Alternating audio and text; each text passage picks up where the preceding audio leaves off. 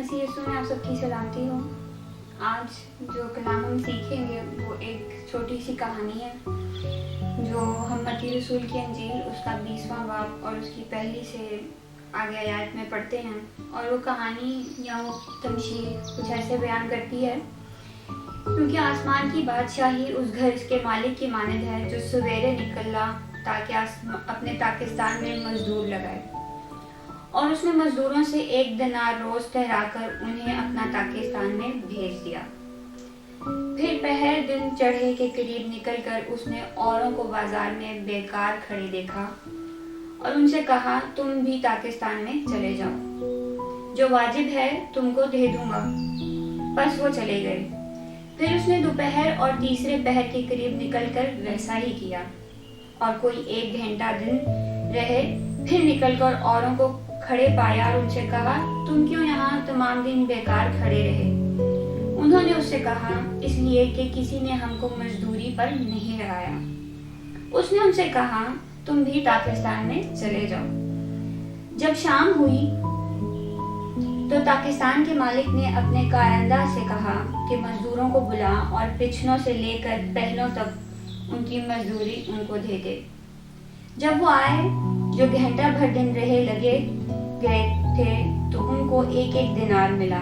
پھر پہلے مزدوروں کو انہوں نے یہ سمجھا کہ ہم کو زیادہ ملے گا، اور ان کو بھی 1 دینار ملا۔ جب ملا تو گھر کے مالک سے یہ کہہ کر شکایت کرنے لگے، ان پچھنوں نے 1 گھنٹہ کام کیا اور تو نے ان کو ہمارے برابر کر دیا جنہوں نے دن بھر کا بوجھ اٹھایا اور سب دھوپ سے ہی۔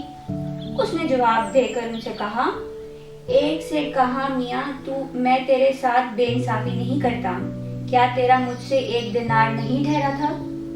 جو تیرا ہے اٹھا لے اور چلا جا۔ میری مرضی ہے کہ جتنا تجھے دیتا ہوں اس پچھلے کو بھی اتنا ہی دوں۔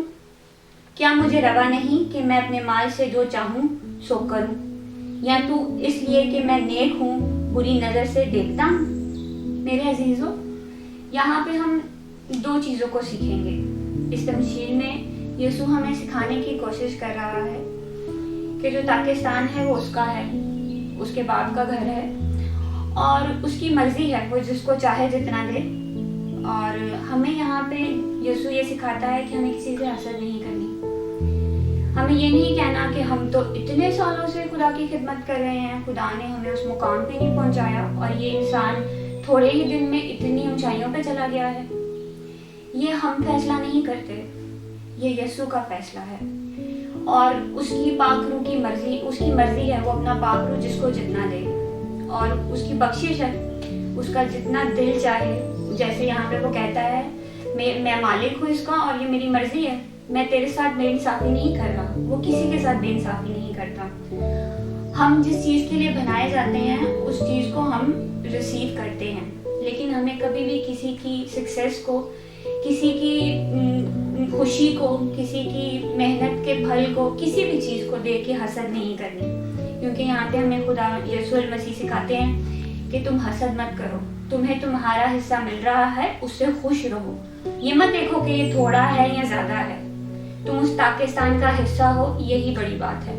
اور دوسری چیز جو ہم یہاں پہ سیکھتے ہیں کہ ہم کبھی بھی اس کے گھر جانے میں کبھی بھی دیر نہیں ہوتی ہمیں۔ ہم اگر آج بھی چاہیں تو ریپینٹ کر کے اس کے گھر داخل ہو سکتے ہیں۔ اگر ہم زندہ ہیں اور ہم سانس لے رہے ہیں تو یسوع ہمیں موقع دے رہا ہے کہ ہم اسے قبول کریں اور اس کے ساتھ اس کی خدمت کریں، اس میں اپنی زندگی کو دیں۔ اس لیے میرے پیارے بہن بھائیوں، ابھی بھی وقت ہے، کیونکہ آپ زندہ ہیں اور سانسیں لے رہے ہیں، اور آج اگر آپ یہ سن رہے ہیں تو آپ کے پاس موقع ہے کہ آپ اسے قبول کریں اور اس کے نام کی منادی کریں۔ خداوند آپ سب کو برکت دے۔